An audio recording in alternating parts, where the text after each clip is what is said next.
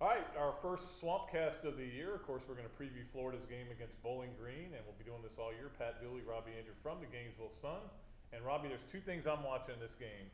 One, of course, is quarterback play. Oh, yeah. Who goes out there first? And number two is how many fans are at the game, because we're hearing horror stories about fans. Even UF almost giving away tickets. Yeah, earlier in the week they said a couple thousand. That's almost too many to sell out in the last week, but it'll be close. And I think a lot of people want to see what happens with the quarterback thing. I wouldn't read too much into who goes out there first. I think they're dead even. They may flip a coin. They may go alphabetical order. I just think, how they play, though, what happens in the second half will tell you what's going on. Yeah, and I think you will know.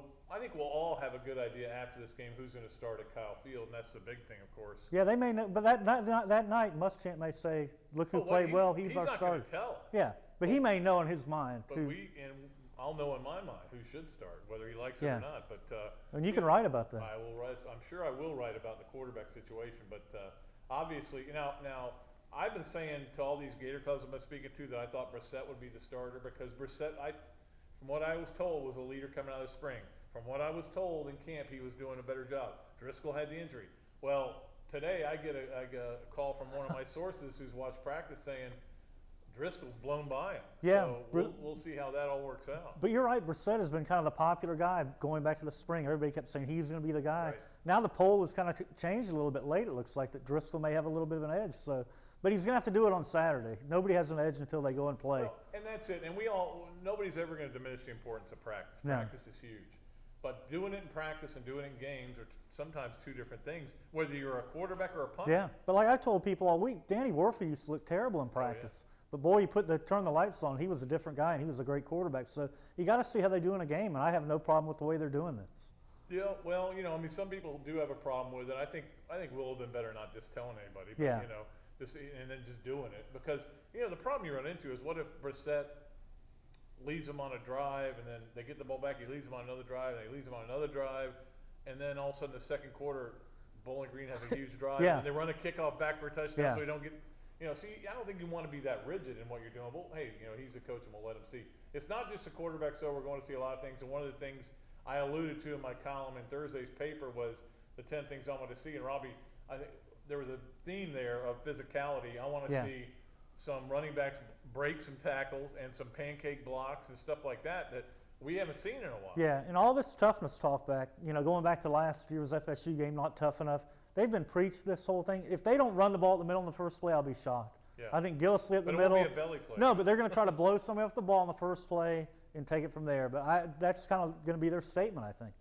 Yeah, I won't be shocked if they throw it deep, though. Play action, yeah. Now that we action, plant the run up the middle and throw it deep. They may save that for Texas A&M the following week. But, so you want to see that offensively.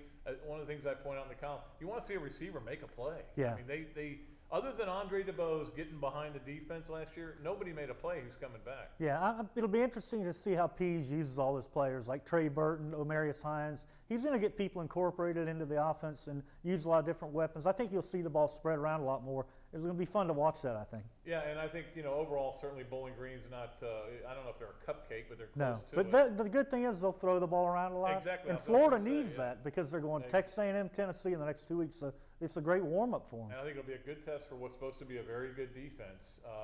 I think more than anything, you want to get a win and get out of here healthy, and now you got a game worth of tape to look at. And again, winning is the most important thing. I don't care. People want to always talk about it, whether it was the Urban Meyer years or the Zook years or the Spurrier years, and the Gators would win a game by 6, and I would say, who cares? Well, yeah, we'll go back to the Furman game last year. At the end of the first quarter, wouldn't any UF fan would have said, give me a win of any kind to get me out of here?